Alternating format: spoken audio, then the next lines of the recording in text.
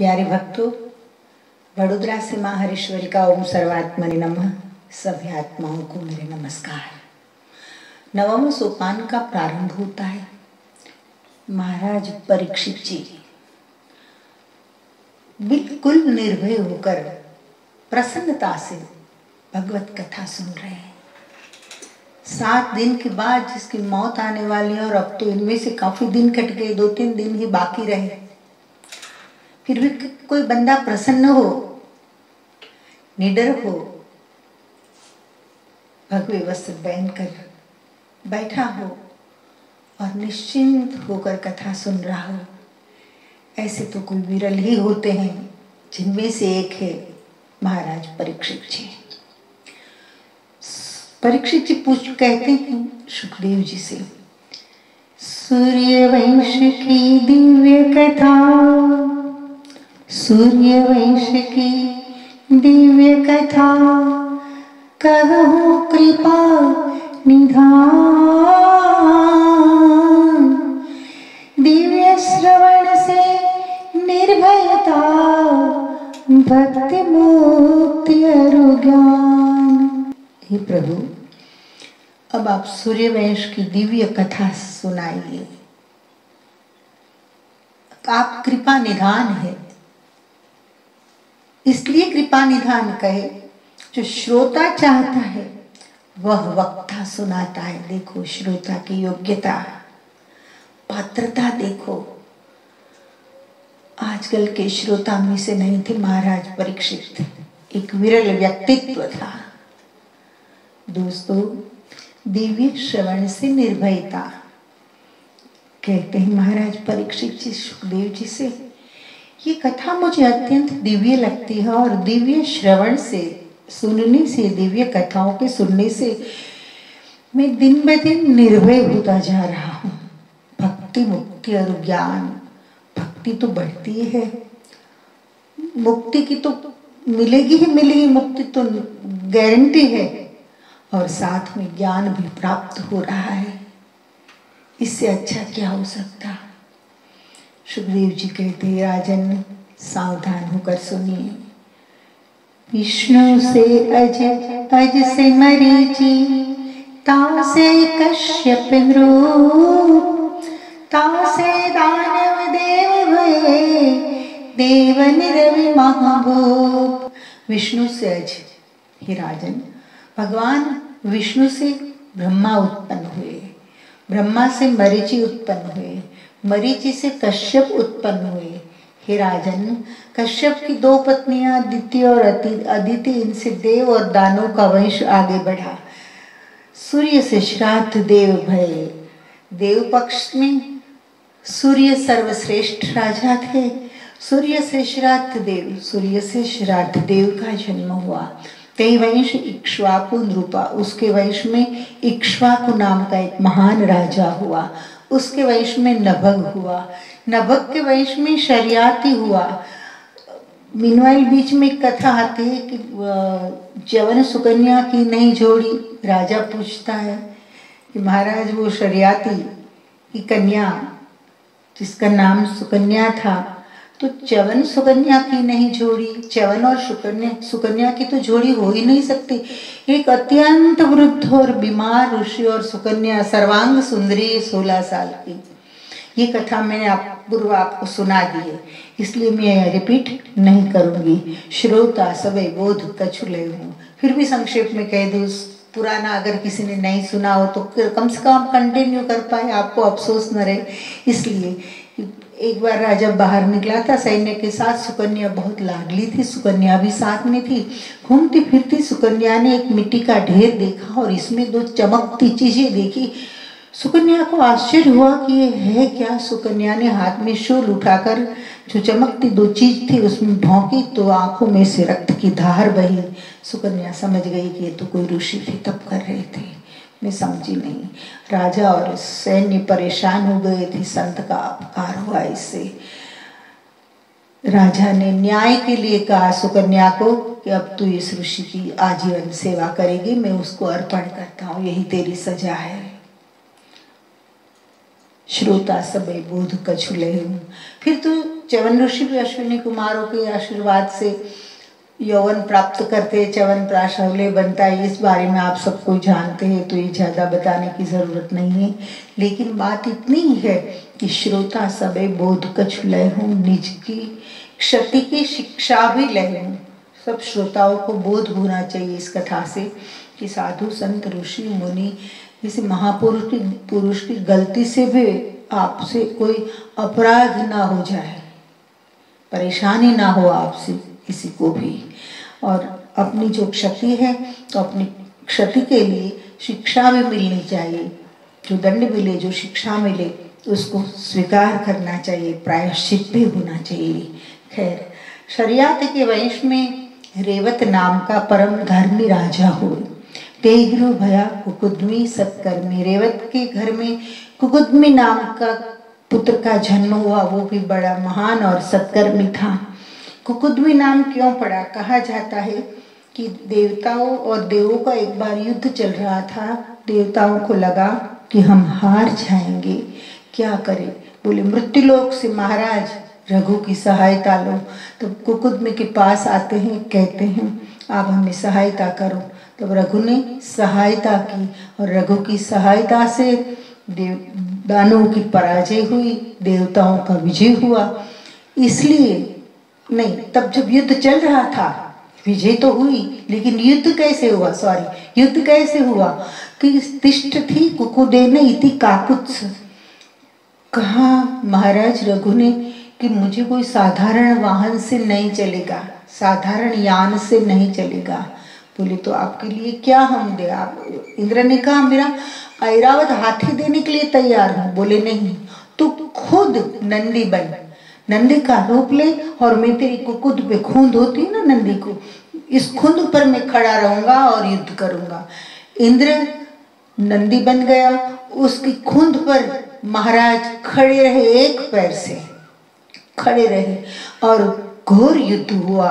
देवताओं की विजय हुई, दानवों का पराजय हुआ। तो तिष्ठ थी कुकुदेन इति काकुत्स, कुकुद पर खड़े रहकर जिसने युद्ध किया, इसलिए उसका नाम कुकुद्मी पड़ा। तेही कन्या का रेवती नामा, उसकी कन्या का नाम रेवती था। के वंश में नभग नाम का राजा हुआ। नभग के पुत्र का नाम नाभाग था। महाज्ञानी, अत्यंत कुशाग्र बुद्धि थी। वेद शास्त्र पुराण सबका ज्ञान प्राप्त किया। पितृभक्त और त्यागी, अमानी, परम त्यागी थे, अमानी थे, मान अपमान से पर थे। वो जब पढ़ने गया था तो और भाइयों ने सारी संपत्ति बांट ली।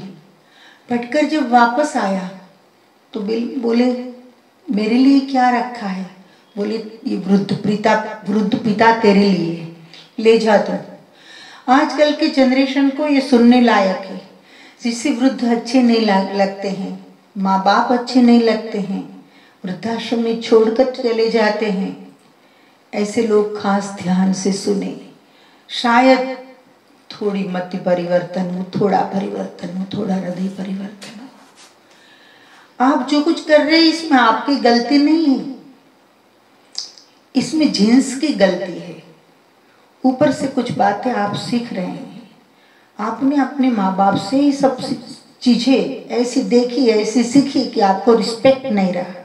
तो दोनों पक्ष को समझना है। बड़ों को ये समझना है कि हम इस तरह से जिए कि हमसे छोटे हमें नफरत ना करें, अननेसेसरी हमारी किटकिट नहीं होनी चाहिए। और बच्चे ये समझे कि जैसे भी है वृद्ध है, हमारे माँ बाप है, उसकी जवानी संघर्ष करके हमको दे दी, तब आज हम जवान हैं और वे वृद्ध है। ऐसा विचार नौजवान भी हमारे करें, भाई बहन करें सब। तो दोस्तों इसलिए मैं कह रही हूँ, जब नाभाग वापस आया विद्या पढ़कर तो पूछा कि मेरे लिए क्या रखा है? बोली तेरे लिए बाप है। वृद्ध पिता को लेकर निकल गया। वो जंगल में जाकर एक पर्णकुटी बांधी। हुआ ऐसा कि वृद्ध पिता ने उसे कहा, हे पुत्र, यहां से निकट में एक यज्ञ हो रहा है, और यज्ञ में ब्राह्मण मंत्र के कुछ आवर्तन में मात्राओं की गलती कर रहा है। आप वहां जाओ, गलती सुधारो, आपको यश प्राप्त होगा और विजय और लक्ष्मी भी। जाता है नाभाग, जहां गलती कर रहे थे यज्ञ में भूदेव ब्राह्मण लोग, उस मात्राओं को ऐड करके गलती को सुधारा। राजा जो यज्ञ करा रहा था वो बड़ा प्रसन्न हुआ, परिचय करवाया। तो सूर्यवंशी राजा है, बहुत सारा धन दिया और हर प्रकार की सुख सुविधा से पूर्ण उसका जीवन हुआ। ये पिता के आशीर्वाद का परिणाम। पिता भी प्रसन्न हुए। दोस्तों, माता पिता की सेवा कभी असफल नहीं जाती है। मेरा अनुभव है, मेरे पिताजी 14 साल तक मेरे साथ रहे, निवृत्त होने के बाद मेरे आश्रम में रहे। सेवा कभी भी असफल नहीं जाती, कहीं ना कहीं तो उग निकलती है दोस्तों, और इसकी अपेक्षा से भी नहीं करना चाहिए, केवल करनी है, बस हमारा कर्तव्य है। कर्तव्य करके छूट जाओ, परिणाम उसके हाथ में है। लेकिन ये भी हकीकत है, जो बोओगे सो पाओगे। बबूल का पेड़ बोओगे तो कांटे मिलेंगे, आम का पेड़ लगाओगे तो आम मिलेंगे। कर्म पर सब आधारित है। खैर, विषय की ओर आगे बढ़ रहे हैं। तेहि सुत धुंधुमार बलशाली, तेहि सुत धुंधुमार बलशाली, तेहि अवनाश्व अति बुद्धिशाली, तेहि अवनाश्व अति बुद्धिशाली। सूर्यवंश में आगे धुंधुमार हुए, धुंधुमार का पुत्र युवनाश्व हुआ, युवनाश्व की कुख से, ते कुख से मांधाता भयो, इंद्र करांगुली से मीपी बहु। मांधाता कोख में से जन्म लिया इसने, पिता की कोख से। आप कहे ये कैसे हो सकता है?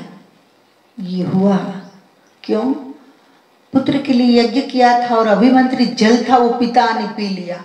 उसके प्रभाव से पिता का ये बाजू का अंग चीरकर उसमें से पुत्र की उत्पत्ति हुई। उसका नाम मांधाता।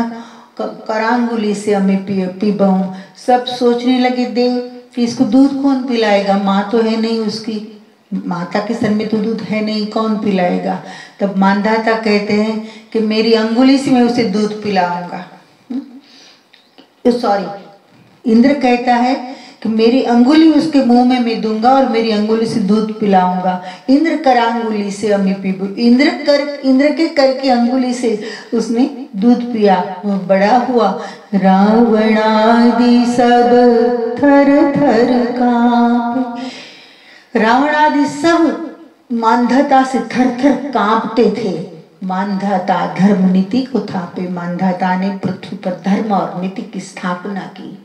पुनि 50 ते सौभरी प्राय। मांधाता की 50 कन्याओं के साथ विवाह हुआ मुनि सौभरी का। सौभरी की भी एक छोटी सी कथा है, संक्षेप में मैं कह रही हूँ। सौभरी ऋषि को हुआ कि मुझे संसार की माया न व्यापे, इसलिए मैं पानी में छुप जाऊं। तो पानी में जाकर वहां तप करने लगे। हजारों वर्ष तक साधना की। लेकिन एक बार क्या हुआ कि पानी के अंदर मछलियों का संसार सुख देखा, और मछलियों का संसार सुख देखकर उसको विवाह करने का मन हुआ और मांधाता की 50 कन्याओं के साथ शादी की। सोचिए तो सही। कहने का तात्पर्य इतना ही है कि चाहे आकाश में छिप जाओ, चाहे पानी में छिप जाओ, संसार में जब मन जाता है तब मन अधपतित करके ही रोकता है। आदमी का पतन अवश्य होता है। ठीक है, महापुरुषों के लिए कुछ क्या कहते हैं उसे, प्रिविलेज होते, महापुरुषों के लिए। वे लोग संसार में पड़े फिर भी क्षणिक होता है, संसार उसे बांध नहीं सकता। जब साधारण आदमी हमेशा हमेशा के लिए मोह के दुख में बंध जाता है।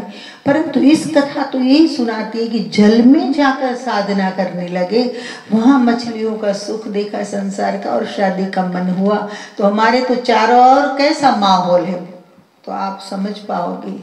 पानी में जाने से कुछ नहीं होगा। साक्षी भाव बहुत बड़ी बात होती है। हर स्थिति में साक्षी रहना सीखो, दृष्टा बनना सीखो हर परिस्थिति में। पुत्री 50 ते 100 भरी ब्याह, 50 मानधाता की 50 कन्याओं के साथ शादी की। वेदव्यास बड़ी अच्छी बात करते हैं कि चाहे आपके पास हजारों सुंदरियां हो, लेकिन एक समय पर एक सुंदरी के साथ ही आप रमण कर सकते हो। आपके पास हजारों कमरे हो, लेकिन एक समय में एक कमरे में सो पाते हो। आपके पास हजारों गायें हो, लेकिन एक गाय का दूध ही पर्याप्त है। आज तो इतना भी नहीं पचा सकते। तो कहने का तात्पर्य कि मन बंधन और मुक्ति का कारण है। ये कर लूं, ये ले लूं, ये मिल जाए, वो मिल जाए, वो मिल जाए, मन भरता ही नहीं है। आपको जब होगा कि मन भरेगा फिर भजन करेंगे, मन कभी भरेगा ही नहीं। मन भूखा है, हमेशा के लिए भूखा है। दरिद्र है मन, दरिद्र होता है ना, मांगता ही रहता है, मांगता ही रहता है। भिखारी है मन, तो भिखारी का संग ज्यादा मत करो, उसे मत उलझो। जितना संभव हो साक्षी बने रहो, दृष्टा भाव से जो भी दिखाई दे रहा है, जो सहजता से मिल रहा है, उन सब में साक्षी बनकर रहो। प्रसंग आगे बढ़ता है दोस्तों। देवन को शुभ विजय दिलाया, तही ने दिव्य महायश पाया। आगे कहते उसके वश में काकुत्स, जो मैंने पहले बता दिया, तो देवताओं को विजय प्राप्त हुई उससे। इससे आगे बढ़ते हैं। मानधाता के त्रिशंकु सुता, मानधाता के त्रिशंकु नामक पुत्र था। विश्वामित्र अति किन्नति ही था। मानधाता के पुत्र का नाम त्रिशंकु। आपने त्रिशंकु का नाम सुना होगा। नहीं आकाश का रहा, नहीं धरती का रहा। त्रिशंकु बहुत सुंदर था, सावधान, बहुत सुंदर था त्रिशंकु। और उसको शरीर की इतनी माया हो गई थी कि वो देह छोड़ना नहीं चाहता था। वो सदैव स्वर्ग में जाना चाहता था। बड़े बड़े ऋषि मुनियों ज्ञानियों का संपर्क किया उसने। सबने कहा कि सदैव स्वर्ग में भेजने का तो कोई उपाय नहीं है। लेकिन विश्वामित्र बड़े प्रसन्न थे उस पर। विश्वामित्र कहे, मैं भेजता हूं आपको, जाओ स्वर्ग में। विश्वामित्र भेजते हैं जो त्रिशंकु को, तो स्वर्ग में से उसको वापस भेजा तो उल्टे सर वापस पड़ा। ऐसे ही लटकता रहा जमीन और आसमान के बीच में। इसलिए कहावत पड़ गई कि त्रिशंकु जैसी स्थिति न हो, ध्यान रखना। ज्यादा मोह होता है ना, उसकी स्थिति ऐसी होती है, न घर का न घाट का। विश्वामित्र के लिए तो चैलेंज हो गई देवताओं के सामने कि मेरे शिष्य को आपने वापस भेज दिया। तो विश्वामित्र ने नए ब्रह्मांड बनाया, पूरा नए सूर्य चंद्र, पूरा ब्रह्मांड नया, स्वर्ग नया, सब त्रिशंकु के लिए बनाया। लेकिन फिर भी इसमें सफलता नहीं मिली। और कहा जाता है कि आज भी त्रिशंकु लटकता है। बहुत प्रयास किया विश्वामित्र ने, परंतु जब प्रकृति के नियम के विरुद्ध में कुछ हम करने जाते हैं तो इसमें सफलता नहीं मिलती। कहने का हेतु ये है कि शरीर के प्रति इतना मोह मत रखो। वो नार्सिसस पर्सनालिटी होती है कुछ लोगों की। नार्सिसस एक बार तालाब के तट पर बैठा था, जल शांत था। नार्सिसस बहुत सुंदर था। उसने खुद को देखा जल में, अपनी परछाई, और अपने स्वरूप पर अपनी परछाई को देखकर इतना मुग्ध हो गया कि वहाँ उसकी मृत्यु हो गई। और वहाँ एक वृक्ष उगा, उसका नाम रखा नार्सिसस। आज भी साइकोलॉजी में नार्सिसस पर्सनालिटी पढ़ाई जाती है। तो दोस्तों, कहने का तात्पर्य ये है कि इन सब माया में, इन शरीर में, सौंदर्य में ज्यादा मत फंसे रहो मत। इसका रास्ता है कि हमेशा बोध रखो कि एक बार मरना है, एक बार छोड़ना है। बस ये दृढ़ता जब हो गई कि एक बार छोड़ना है, तो वही है आसक्ति से मुक्त होने का उपाय, मोह से मुक्त होने का उपाय। मैंने कहीं लिखा है एक गजल में, कंपोज भी की है, याद आए तो बता रही हूँ आपको, मालकांश में शायद। अपनी परछाई से खाता है धोखा आदमी, अपनी परछाई से खाता है धोखा आदमी। आईने में देख कर, आईने में देख कर क्यों मुस्कुराता आदमी, आईने में देख कर क्यों मुस्कुराता आदमी, अपनी परछाई से खाता है धोखा आदमी। आईने में देख कर क्यों मुस्कुराता आदमी। दुनिया तो धोखा करे न करे दूर की बातें, बंदा खुद को धोखा कर देता है, खुद से खुद को धोखा हो जाता है, उसको पता तक नहीं होता। आईने में देखकर क्यों मुस्कुराता आदमी। जीने मरने से कभी तो वाज आना चाहिए, जीने मरने से कभी तो वाज आना चाहिए, एक ही रफ्तार में, एक ही रफ्तार में क्यों चल रहा है आदमी। जीने मरने से कभी तो बाज आना चाहिए, बार बार पैदा होना, बार बार मरना, 84 लाख बार, एक ही रफ्तार में क्यों चल रहा है आदमी। उसकी गति ऊपर से नीचे, नीचे से ऊपर, और कुछ नहीं, और कोई दिशा नहीं, कोई चिंतन नहीं, बार बार पैदा होना और मरने से मुक्ति का कोई रास्ता नहीं, एक ही रफ्तार में वो चल रहा है। गति बढ़ाओ, गति जीवन है, गति गीत है, गति महासंगीत है, गतिमयता का मर्म समझ लो, गतिमयता का मर्म है जो उसको समझ लो आप। आंतरिक गति की मैं बात कर रही हूँ, आध्यात्मिक गति की मैं बात कर रही हूँ। प्रसंग आगे बढ़ता है।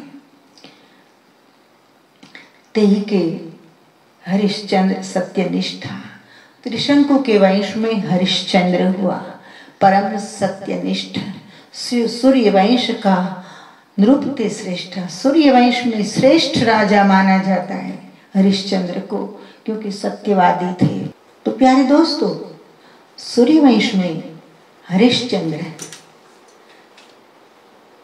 श्रेष्ठ और महान माने जाते हैं, सत्यनिष्ठ राजा थे।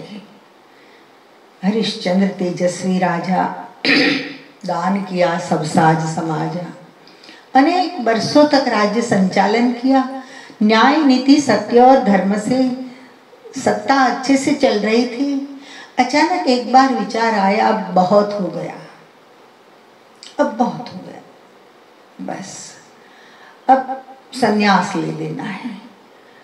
तो सर्वदक्षिणा यज्ञ घोषित किया, सर्वदक्षिणा यज्ञ घोषणा कर दी कि मेरे पास जो है मैं सब कुछ दे देना चाहता हूँ, जिसे जो चाहिए वो ले जाए, और लेने के लिए तो लोग तैयार ही हैं। बड़ी भीड़ हो गई। हरिश्चंद्र महाराज ने सबको तुष्ट की, जो कुछ भी था अपने पास सब दे दिया। सत्यव्रती महादानी कहावा, लिन्न परीक्षा ऋषि कहावा।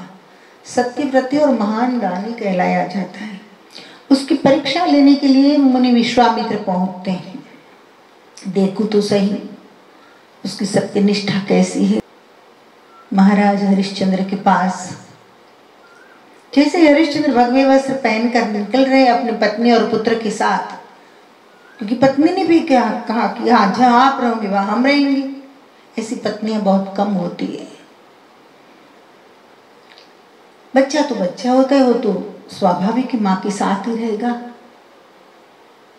महाराज हरिश्चंद्र आए, जैसे निकल रहे थे तब प्रातः का समय था। एक और सूर्यवंश का सूर्य लाल वस्त्र पहनकर संन्यास की ओर जा रहा था सर्वदक्षिणा यज्ञ करके, और दूसरी ओर सूर्य नारायण आसमान में लाल रंग बिछाकर उदित हो रहे थे। इतने में विश्वामित्र आए। हे राजन, मैं कुछ हेतु लेकर आया हूं। विश्वामित्र महाराज क्यों आए हैं समझ गए हरिश्चंद्र महाराज, परीक्षा लेने के लिए आए, लेकिन कोई बात नहीं। तो कहते हैं महाराज क्यों पधारे आप? विश्वामित्र के यहाँ आप खड़े, विश्वामित्र हरिश्चंद्र के सामने आप खड़े हैं, आदेश कीजिए, आज्ञा कीजिए। बोले तेरे पास है क्या कि तू देगा? हरिश्चंद्र बोले मेरे पास मेरा शरीर है, मेरी पत्नी है और मेरा बच्चा है, मांगिए। तो विश्वामित्र महाराज ने कहा कि आज संध्या होने तक, सूर्य अस्त हो वहां तक का समय देता हूं मैं, अवधि देता हूं मैं तुझे। मुझे यज्ञ करना है और 1.25 लाख सोना मोहर चाहिए। 1.25 लाख सोना मोहर, ठीक है। लोग इकट्ठे हुए चारों ओर। राजा था तब था, अब तो बन गया साधु। तो लोग जैसे होते हैं ना साधारण जन, अपनी पर उतर आते हैं, अंदर अंदर बातें करने लगे। अब पता चलेगा उसका सर्वदक्षिणा यज्ञ अब कैसे पूरा करता है, देखते हैं।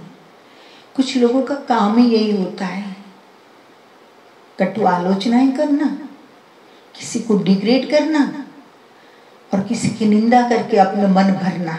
किसी की जब तक निंदा नहीं करते तब तक उन लोगों का मन भरता ही नहीं है, और ऐसे लोग समाज में ज्यादा है। और ऐसे लोगों के बीच में हमको हमारा काम करना है निर्भय होकर, और ऐसे अच्छे कर्म करने वाले लोग हैं उनको साथ देना है हमें, उन लोगों का हौसला बढ़ाना है। हौसले की जरूरत होती है। एक शेर की पंक्ति याद आती है, मंजिल न दे चिराग न दे हौसला तो दे। मंजिल न दे चिराग न दे हौसला तो दे। कुछ नहीं दे तो कोई बात नहीं, हौसला तो दे। लेकिन लोग यही मुफ्त में जो दे सकते, मुफ्त में वो भी नहीं दे सकते। खैर चारों और भीड़ हो गई राजा की, और राजा ने जब बड़ी भीड़ हुई उसके बीच में घोषित किया कि मैं महाराज हरिश्चंद्र ऋषि विश्वामित्र को मैंने वचन दिया है कि आज संध्या तक में आपकी 1.25 लाख सोना मोहर आपको मिल जाएगी। ऋषिवर को यज्ञ करना है। पहले आप मेरे प्रजाजन थे, आप प्रजाजन तो रहे नहीं, न मैं राजा हुआ। मैं तो एक साधु हूं, लेकिन सत्यनिष्ठ हूं। हरिश्चंद्र हरिश्चंद्र ही रहता है, साधु हो जाता है तो भी। मैं आप सबके बीच में घोषणा करता हूं कि मैं खुद को बेचना चाहता हूं।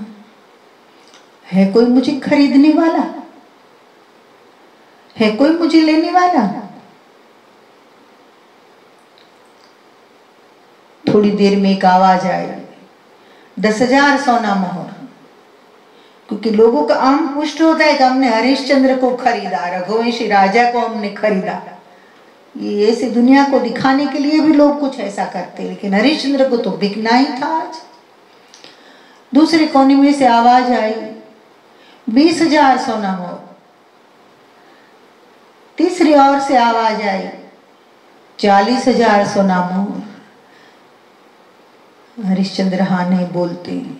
हरिश्चंद्र को अपेक्षा थी कि कुछ भी करके 50,000 सोना मोहर मिल जाए, मेरे शरीर को मैं बेचने के लिए तैयार हूँ। और भीड़ में से एक और से आवाज आई, 50,000 सोना मोहर मंजूर है। राजा बिक गया स्वपच के यहाँ, चांडाल के यहाँ राजा बिक गया 50,000 सोना मोहर। 50,000 सोना मोहर लेकर वह आता है, कहता है राजा को, चल अब तू मेरा गुलाम बन गया, तो शाम तक का समय दे दीजिए मुझे। फिर महाराज हरिश्चंद्र ने घोषणा की, मेरी पत्नी को मैं बेचना चाहता हूँ, है कोई खरीदने वाला? सती तारामती को, हरिश्चंद्र की पत्नी को। आवाज आई एक और से, 30,000 सोना मोहर। नहीं। दूसरी ओर से आवाज आई, 40,000। नहीं। एक और से आवाज आई, 50,000 सोना मोहर। हरिश्चंद्र महाराज तैयार हो गए, तारामती के सामने देखते हैं सती। सती ने कहा, आप निश्चिंत रहिए, जो कर रहे वो ठीक कर रहे हैं, मैं खुद को बेचने के लिए तैयार हूँ, क्योंकि आखिरी आप मेरे पति हैं और मेरे पर आपका अधिकार है, और आप धर्म और सत्य के लिए ये कर रहे हो, ये मुझे पता है। बोली, चल तारामती, अब तो हमारी नौकरानी हो गई। राजा ये सुनता होगा तब उसके दिल पर क्या नहीं बीतती होगी। लेकिन किसी शायर ने कहा है ना कि जुल्म सहकर भी जो उफ नहीं करते, जुल्म सहकर भी जो उफ नहीं करते, उनके दिल भी अजीब होते हैं, उनके दिल भी अजीब होते हैं। अजीब दिल का राजा था और अजीब दिल की तारामती थी। थोड़ी देर रुकिए, और हरिश्चंद्र पूरी सभा में गिड़गिड़ाता हुआ कहता है कि मैं मेरे बच्चे को बेचना चाहता हूँ, है कोई लेने वाला? अब तो सूर्यास्त होने आया है। महाराज विश्वामित्र कहते हैं, हरिश्चंद्र लगता नहीं है कि तू मेरा यज्ञ पूर्ण करवा सके, 1.25 लाख सोना मोहर में अभी तो 25,000 बाकी, कौन देगा? तब तारामती हाथ जोड़कर गिड़गिड़ाती हुई, एक माली ने खरीदा था, बगीचे की माली ने तारामती को खरीदा था, उसको कहती है कि मेरे बच्चे की 25,000 सोना मोहर आप दे दीजिए, मैं आपसे वचन देती हूँ, बच्चा भी थोड़ा बड़ा हो जाएगा तो आपके बगीचे का काम करेगा, लेकिन आप हमें मेरे बच्चे को भी खरीद लो, अभी छोटा भी है, मेरे साथ मुझसे अलग नहीं रह पाएगा, इसलिए आप 25,000 सोना मोहर और दे दो। और माली के मन में दया आई, ठीक है 25,000 सोना मोहर और 1.25 लाख सोना मोहर इकट्ठी हुई, महाराज विश्वामित्र को दे दी। महाराज जी, अभी सूर्यास्त होने में कुछ क्षण बाकी है, मेरा वादा मैंने पूरा कर दिया। रघुवंश की परंपरा प्राण झाई बरु बचन झाई, ये नभ गई। ठीक है महाराज, अब हम तो बिक चुके, जा रहे हैं। चांडाल हरिश्चंद्र को पकड़कर ले जा रहा है। चांडाल अपनी पद्धति से काम करेगा, जिसका जैसा स्वभाव चांडाल होगा वो उसके तरीके से काम करेगा। ये चांडालियत या ब्राह्मणत्व ये स्वभाव में होता है, जाति से नहीं होता है। छोड़ो। तो चांडाल अपमानित करता हुआ हरिश्चंद्र को लेकर जा रहा है और श्मशान में नौकरी लगा देता है कि यहाँ जितने भी मुर्दे आए उसके पास से कुछ पैसे वसूल करने हैं, कफन वसूल करने हैं। कफन तो वसूल करेगा और उसको पैसा मुझे रोज शाम को दे देगा।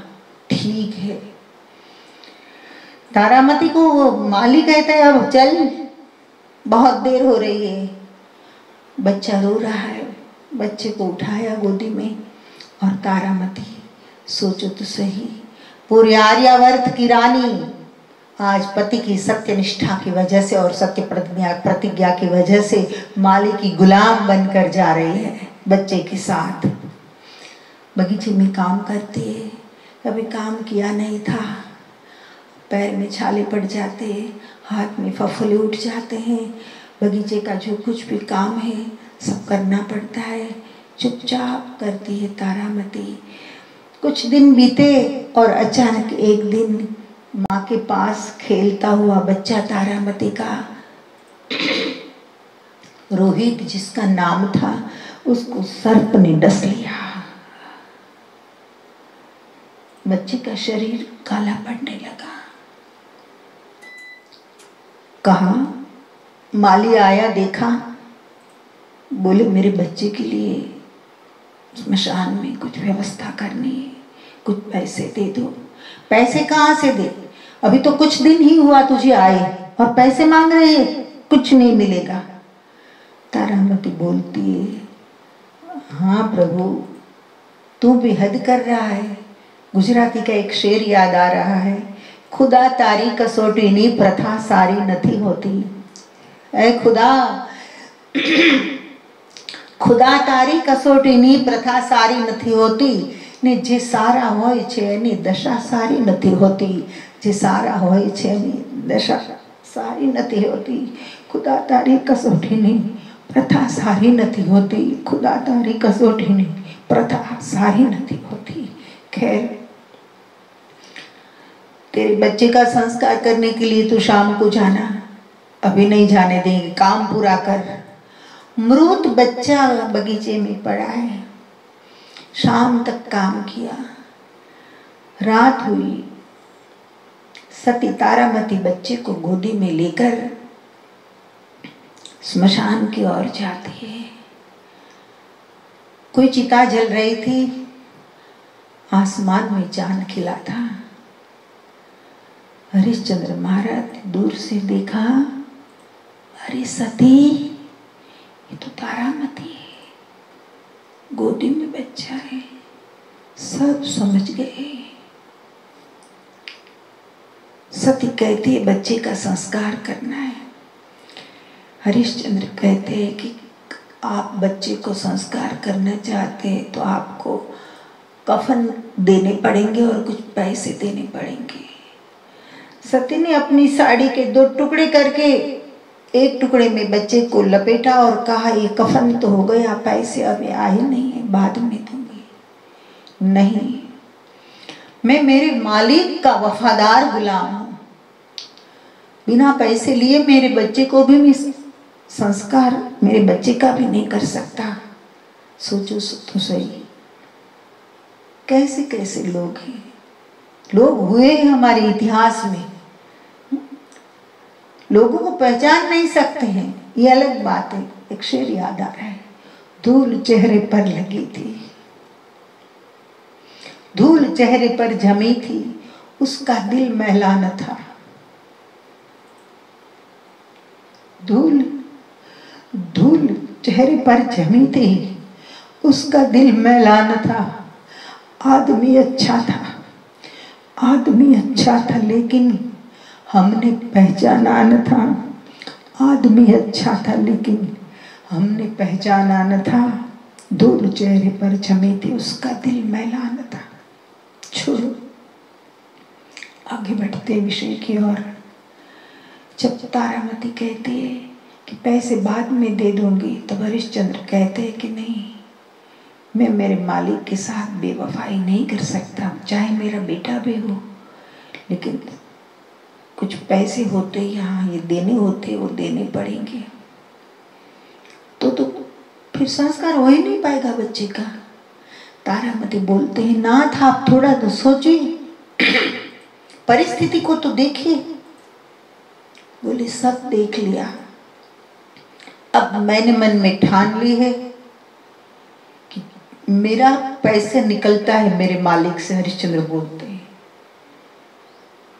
वो अभी मांगना नहीं है, लेकिन हाँ, अब जीना भी नहीं है, कि विश्वामित्र का वचन हमने पूरा कर दिया, अब जीवन में ऐसे भी क्या रखा है।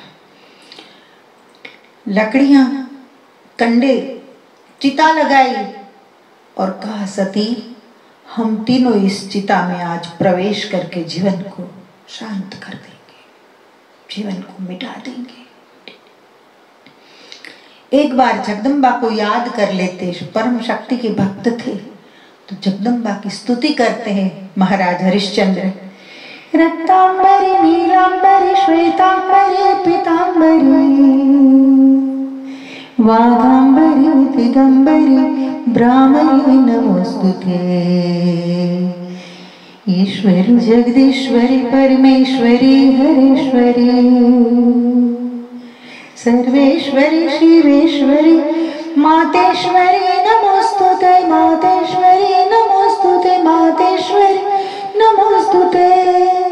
आयुध विविधधारिणी माता करुणाकारिणी आयुध विविधधारिणी माता करुणाकारिणी तू तारिणी तुमारिणी उद्धारिणी नमोस्तुते।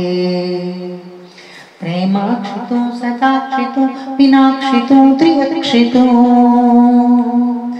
सहस्रलक्षि लक्षितो अलक्षिमा नमोस्तुते। अलक्षिमा नमोस्तुते। अलक्षिमा नमोस्तुते। जगदम्बा की प्रार्थना की और जैसे ही प्रार्थना की, कौन माँ ऐसी होती है कि बेटे का दुख दे सके, और ये तो जगदम्बा है, तो जगत जननी अखिल ब्रह्मांड नायिका त्रैलोक की सुंदरी माँ जगदम्बा को प्रार्थना की तो प्रकट भई माँ प्रेम से। जगदम्बा प्रकट हो गई मुनिसुर गण के संग, वहां विश्वामित्र भी साथ थे और देवगण भी साथ थे। पुत्र पुनर्जीवित भया, पुष्प वृष्टि भई खंग, आकाश में से पुष्प वृष्टि हुई और पुत्र को जगदम्बा पुनर्जीवन देती है। तेहि के रोहित रोहित चंपा, उस महाराज हरिश्चंद्र के पुत्र का नाम था रोहित। रोहित के पुत्र का नाम था चंप। चंप के पुत्र का नाम था बाहुक। बाहुक के पुत्र का नाम था सगर। सगर के पुत्र का नाम था असमंजस। असमंजस के पुत्र के नाम था अंशुमान। अंशुमान के पुत्र के नाम था महाराज दिलीप और दिलीप के वंश में महाराज भगीरथ हुआ।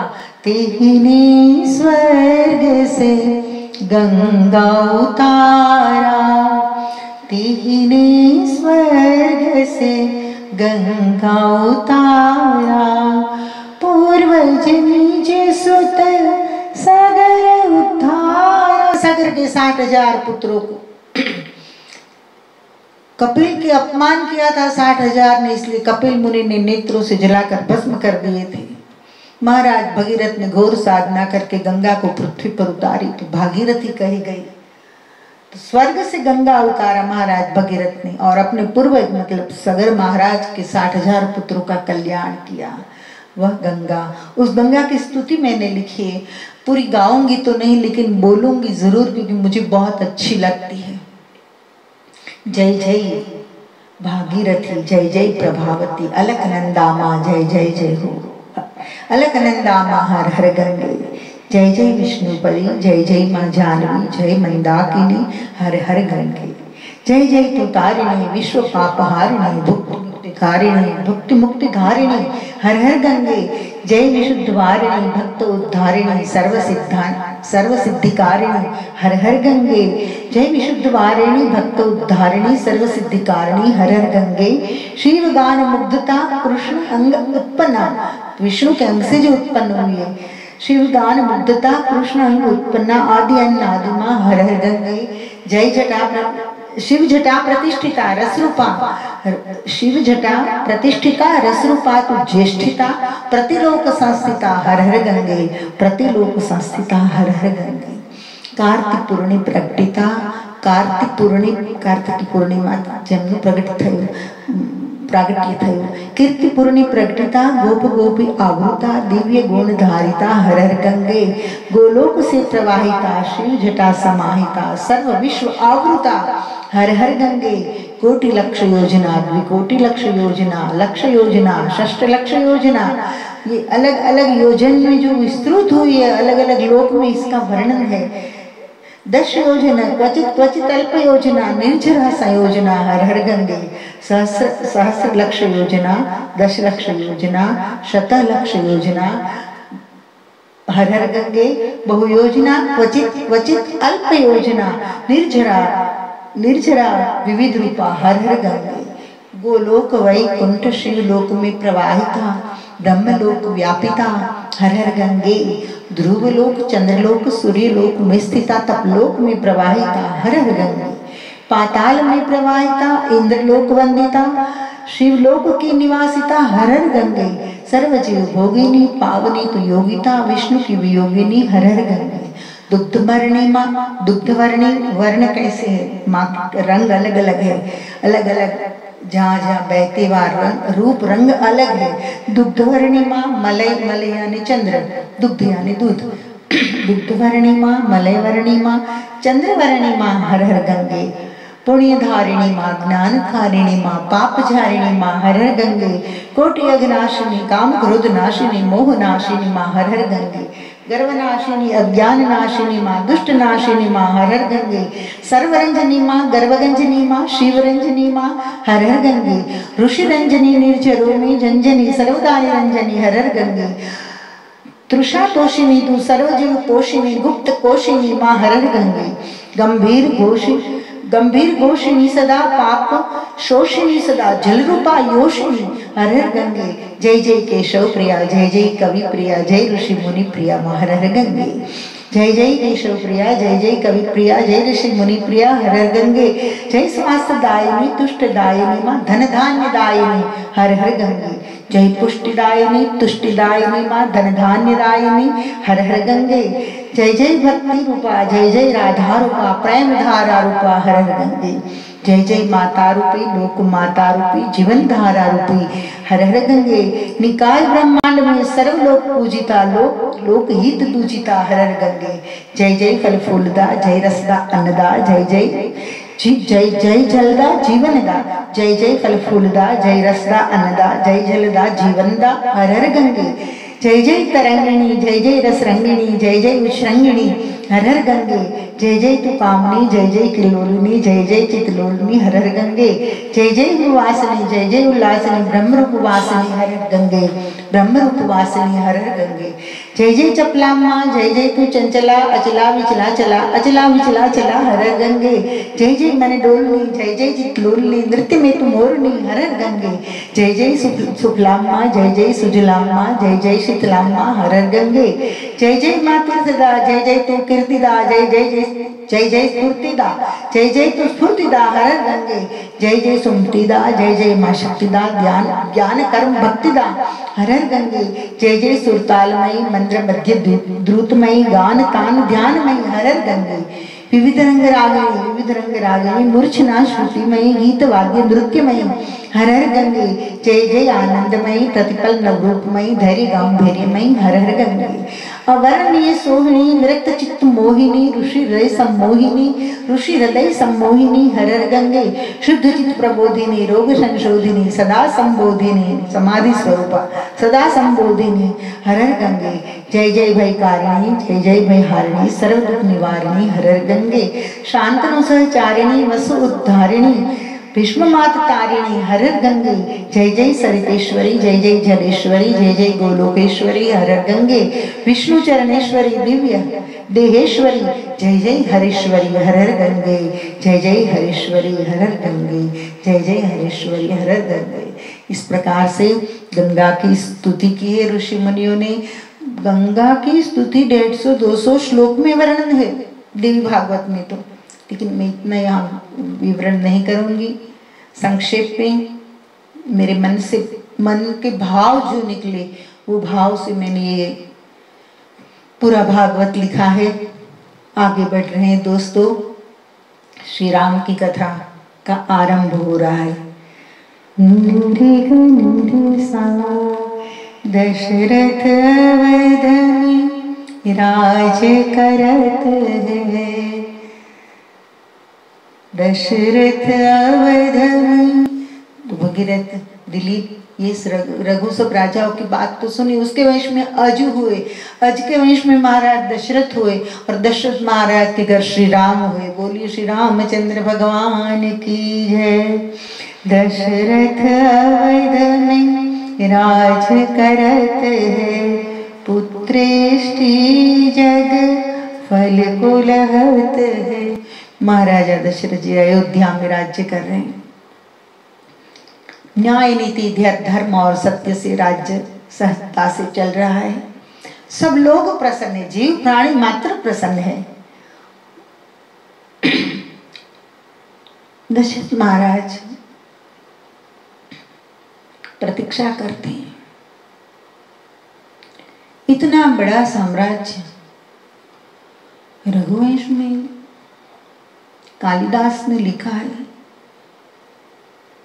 कि रघुवंशी राजाओं की कीर्ति कहां तक फैली थी। आ समुद्र क्षितिक्षाणाम, जहां तक क्षितिज है, जहां तक समुद्र के छोर है, आ समुद्र क्षितिक्षाणाम अनाक रथ वर्तमानाम, और इंद्र का रथ जहां तक दौड़ता है फिरता है, वहां तक रघुवंशी राजाओं की कीर्ति फैली हुई थी। पुत्र नहीं था। सोचते इतना बड़ा साम्राज्य, संतान नहीं है, 3 रानियां, लेकिन पुत्र नहीं है। एक बार गुरु वशिष्ठ जी को बुलाकर विनय के साथ हाथ जोड़ के वंदन करके प्रणाम करके कहते, गुरु महाराज आप तो जानते हैं पुत्र नहीं है, भविष्य क्या है अयोध्या का।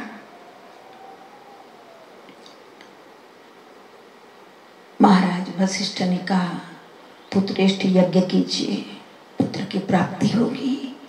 दशरथ अवधि राज करत है, पुत्रेष्ठी जग फल को लहत है। पुत्रेष्ठ यज्ञ करते हैं, बड़ा भव्य यज्ञ का आयोजन है।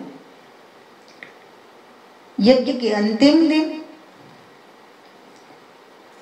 प्रसाद के रूप में पायस तैयार किया था। पायस को बोलते खीर, तो पायस को तैयार किया था, यज्ञदेव को अर्पण करते हैं और बचे हुए पायस का फल, मतलब बचे हुए पायस का प्रसाद सभी रानियों को ग्रहण करना है। सका सभी रानियां ग्रहण करती हैं।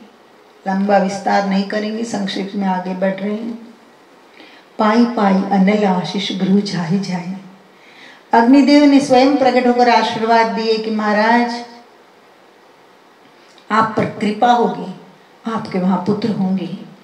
पाई पाई अनल आशीष गृह जाहि जाए। अग्निदेव के आशीर्वाद प्राप्त करके खाई खाई पायस आनंद मोद पाई है। मन में प्रसन्न है, प्रसाद ले जा यज्ञ का तो क्या पुत्र होगा।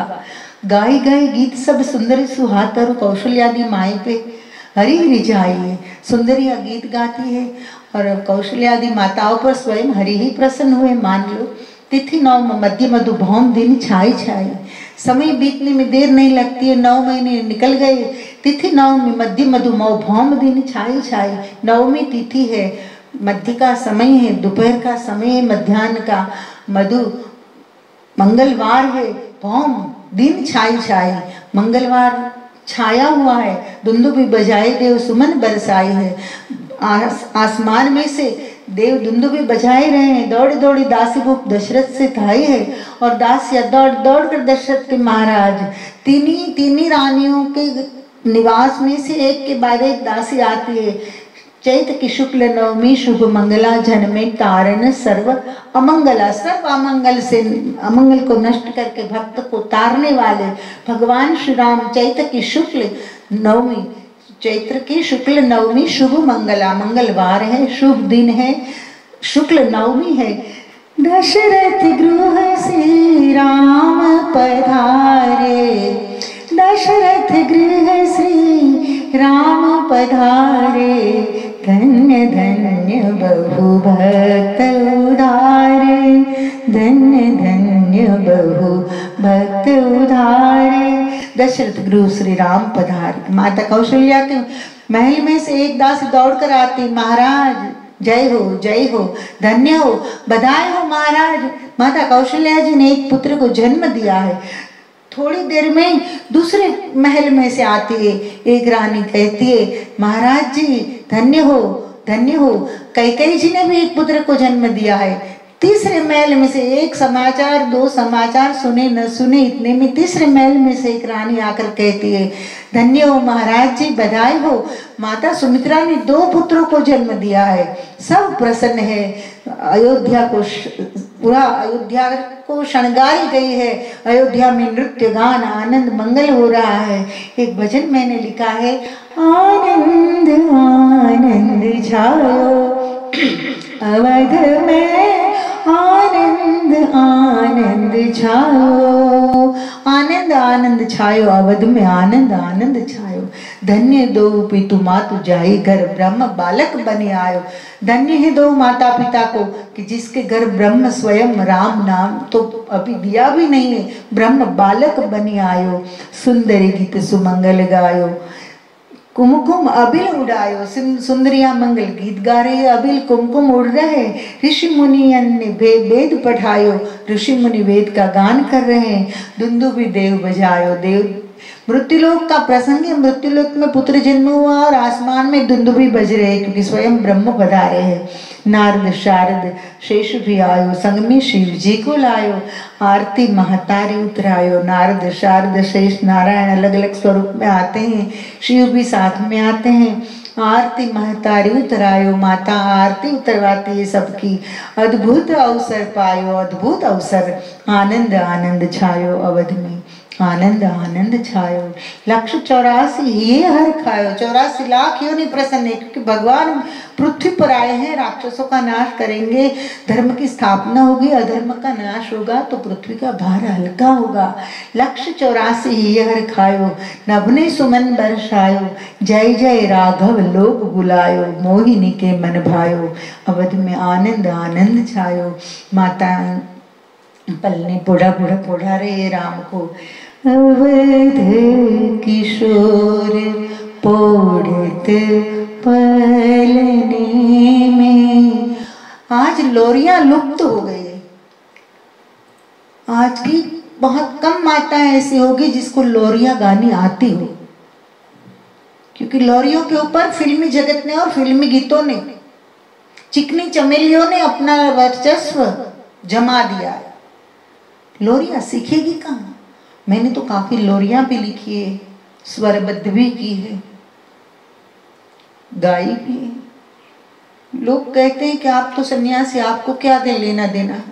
मैंने कहा सबसे ज्यादा हमको लेना देना है, क्योंकि संतों का काम होता है समाज को जगाना, और माता जागेगी तो आसानी से युवा धन भी जागेगा। और माताओं को जगाने का एक ही रास्ता है, ये लोरियां है, अच्छी कहानियां है। तो माता बच्चे को सीधे बचपन से ये सिखाने लगेगी तो बड़ा होते होते जो कुछ सीखना होता है वह पॉजिटिव सीख लेता है। अवध किशोर पढ़त पलनी में, कौशल्या कर डोर। संग भरत शत्रुघ्न भी झूलत है, लखन करत है शोर। बट नेचुरली स्वभाव है ना लक्ष्मण जी का। लखन करत है शोर, अवध किशोर पोढ़त पलने में, कौशल्या कर डोर। बड़ी प्यारी पंक्ति है। तोता मैना कौवा चकवी ने चाहे, लाख खिलौने में शस्त्र भाव। तोता मैना चकवी ऐसे खिलौने देते हैं ना बच्चे को, कितने भी खिलौने रखो राम के पास फेंक देते थे। तोता मैना कौवा चकवी ने चाहे, लाख खिलौने में शस्त्र ही भावे। लाख खिलौने शस्त्र ही वावे, धनुष धराऊं कर तोरी। धनुष धराऊं कर तोरी, सब फेंक देता है तो माँ धनुष बाण लाकर रख देती है, तब सब बच्चे खुश। केसर डारी तो ये दूध पिलाओ, मिश्री मिलाई के माखन खिलाओ, राम भय जब घोर, अवध किशोर पौड़त पलने में, कौशल्या कर डोर। सूरज भी सोया, चंदा भी सोया, मोहिनी मेरा श्याम भी सोया, रात भई घन घोर, अवध किशोर पौड़त पलने में, कौशल्या कर डोर। तो ये ऐसे सब लोरियां माता सीखेगी, जब गाएगी तब बच्चा बड़ा थोड़ा होगा तो मन में प्रश्न होगा, बच्चा पूछेगा माँ राम कौन था, माँ लक्ष्मण कौन था, तब माँ सब पूरा बताएगी। लेकिन माँ के पास नॉलेज होगा तब नहीं। आज तो माँ कहती है गूगल पर देख लेना, और गूगल कुछ भी बताए बच्चा सीख लेता है। और गूगल पर देख लेना कहते तो गूगल पर तो 1000 चीजें होती है, तो छूट जाती है जो काम की चीजें और फालतू चीजें दिमाग में चली जाती है। इसमें गूगल का कोई दोष नहीं है, जिम्मेवार हम हैं। तो दोस्तों, राम जन्म का कारण क्या है? राम जन्म का कारण क्या है? राम क्यों धरती पे आए? बड़ी प्यारी संकल्पना है, ध्यान से सुनेंगे। को कहे दो द्वारपाल काज आयो राम। कोई कहते द्वारपालों ने गुस्ताखी कर दी और सनत कुमारों ने शाप दे दिया था कि भगवान के द्वारपाल बनने की आपकी योग्यता नहीं है, आप धरती पर जाओ, राक्षस बनोगे, वैर भाव से भजोगे, 3 जन्म में भगवान के हाथ से उद्धार। लंबी कथा है, मैंने संक्षेप कर दिया। तो को कहे दो द्वारपाल काज आयो, कहे को विप्र धेनु सुर संत काज आयो। तो कोई कहता है कि द्वारपाल के लिए नहीं आए, विप्र धेनु सुर संत हित लिन मनुज अवतार, देवताओं के लिए, संतों के लिए, परित्राणाय साधुना विनाशाय च दुष्कृतम, इसलिए भगवान आए हैं। कोई कहे वृंदा के शाप से विवश हो, कोई कहे कि वृंदा ने भगवान को शाप दिया था कि आपने छल किया, कपट किया, तो आप जाओ मृत्यु लोक पर, आपकी पत्नी को छल करके कोई उठा जाएगा। तो कहे को वृंदा के शाप से विवश हो, रावण के नाश काज मानुष तन पायो है। तो कोई कहता है कि रावण के नाश के लिए भगवान मनुष्य देहधारी बनकर आए हैं। कहे को नारद के शाप राम पाए, और कोई कहते हैं कि नारद का शाप पाया भगवान ने, क्योंकि भगवान के पास नारद जब विश्वमोहिनी के साथ शादी करने के लिए भगवान का स्वरूप लेने के लिए गए, तब भगवान ने स्वरूप तो नहीं दिया परंतु वानर का रूप दे दिया। ऐसा क्यों किया? भगवान भक्त की हंसी कराना नहीं चाहते थे, भगवान भक्त को उद्धारना चाहते थे। लेकिन नारद के मांगने में ही गलती हो गई। नारद बार बार कहते हैं कि भगवान आपका स्वरूप दीजिए, और बार बार ये भी कहता है कि जही विधिनाथ होत हित मोरा, हे नाथ मेरा हित हो ऐसा करना, मेरा कल्याण हो ऐसा करना, जय विधिनाथ होती तुमोरा। ध्यान रखना, करो सुबेगी, जल्दी मेरा हित हो ऐसा करो, करो सुबेगी दास में तोरा। तुलसी लिखते हैं कि मैं आपका दास हूँ, भक्त हूँ, मेरा कल्याण हो ऐसा करना। तो भगवान बोले मेरा रूप दूंगा तो संसार में गया, और कोई बताओ संसारी कि किसका कल्याण हुआ संसार में जाकर, कौन सुखी है? रेयर केस में कोई निकलेगा, बाकी सब दुखी। खैर छोड़ो, जवाब कहते नहीं जाहिर में कि हम दुखी, ये अलग बात है, क्योंकि अब तो फंस गए हैं। तो दशरथ कौशल्या के को कहे नारद के शाप राम पायो, तो नारद ने शाप दे दिया भगवान को कि आपने मरकट का रूप देकर मेरी हंसी कराई, तो जाओ आपकी भी हंसी होगी दुनिया में, और बानरों की सहायता आपको लेनी पड़ेगी, बानरों की सहायता से ही आपका काम होगा।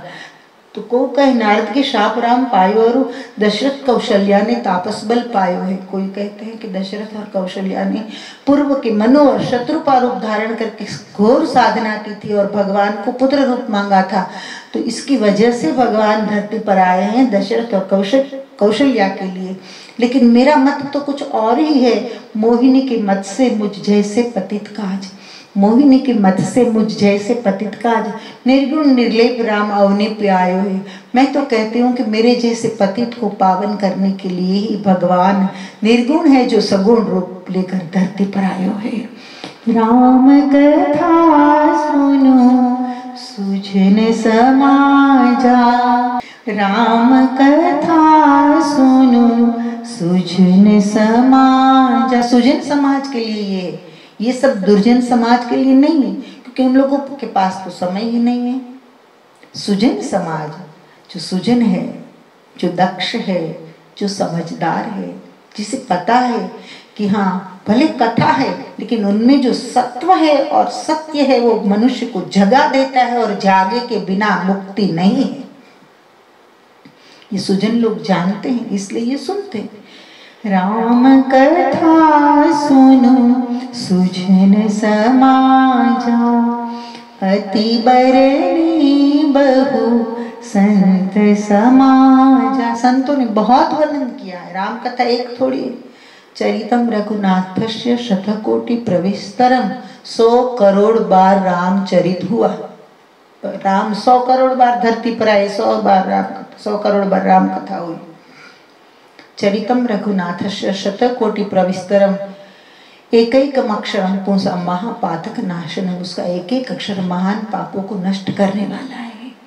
पुनि राम कथा सुनो सुजन समाजा, तासे में संक्षेप बखानी, तासे में संक्षेप बखानी। जुगल चरण जोरी जुग पानी, जुगल चरण जोरी जुग पानी। बस अनेक बार राम कथा लिखी गई है, इसलिए मैंने ज्यादा विस्तार नहीं किया। तासे मैं संक्षेप बखानी, मुझे क्षमा करना अगर आपको ज्यादा संक्षेपीकरण लगे तो। तासे मैं संक्षेप बखानी, जुगल चरण जोरी जुग पानी। जुगल चरण सीताराम जी महाराज के चरण में हाथ जोड़कर मैं विनती करती हूँ। प्रसंग आगे बढ़ता है। पुनि निमि वैश की शुभ कथा, कही जहाँ जन्म विदे। जनक राज अति ज्ञानी भय, सीताराम सुताले। पुनि निमि वैश कथा, बाद में निमि वैश की कथा संक्षेप में बताई है भगवान वेदव्यास ने। जहाँ विदेह महाराजा जनक का जन्म हुआ। विदेह यानी जिसना देहाध्यास छूट गया है, देहाध्यास जिसका छूट गया है। एक हाथ अग्नि में जलता होता है और दूसरा हाथ पत्नी के हाथ में है। नहीं संसार के भोग से फर्क पड़ता, नहीं संसार के दुख से फर्क पड़ता। ऐसे विदेह महाराज जनक, जहाँ सीता जैसी दिव्य कन्या का जन्म हुआ। ज्ञानियों की नगरी में शक्ति प्रकट हुई, ज्ञानियों की नगरी में शक्ति प्रकट हुई। विदेह तो ज्ञानी की नगरी है। विदेह जनक की जो नगरी है मिथिला नगरी, ये तो एक समय में ज्ञानियों की नगरी मानी जाती थी। ज्ञानियों की नगरी में शक्ति प्रकट हुई। नाम सीता धारी तेज भारी धरी आई है। नाम सीता धारी तेज भारी धरी आई है। रावण आदि शत्रु संहारने के काज आज, रावण आदि शत्रु संहारने के काज आज। भक्ति स्वरूपा माता मैथिली छाई है। विद्या विवेक बल बुद्धि निधान भूप, विद्या विवेक बल बुद्धि निधान भूप। सोए विदेह जहाँ वैदेही छाई है। महाराज विदेह कैसे थे? विद्या विवेक बल और बुद्धि के भंडार थे। ऐसे महान पिता के वहां ही तो जगत की माता आ सकती है ना। सोहे विदेह जहाँ वैदेही छाई है। मोहिनी कहत बिनु कारण ना कार्य भय, मोहिनी कहत बिनु कारण न कार्य भय। मैं कहती हूँ कि बिना कारण कोई कार्य नहीं होता। राम की सहाय रमा धरती पे आए, क्यों पृथ्वी पर माता सीता आई? भगवान राम की मनुष्य चरित्र में सहायता करने के लिए सीता धरती पर आई है। बालिका सीता का रूप कैसा मनमोहक है।